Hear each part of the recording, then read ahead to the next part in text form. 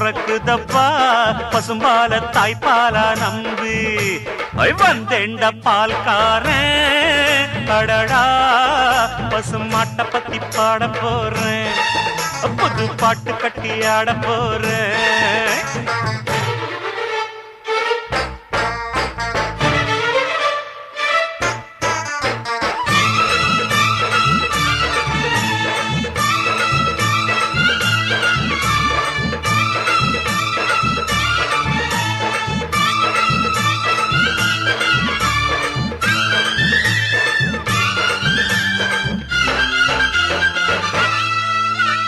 ரத்தத்தில் ஒரு பாதி பாலாக பிரிப்பது பசுவோட வேலையப்பா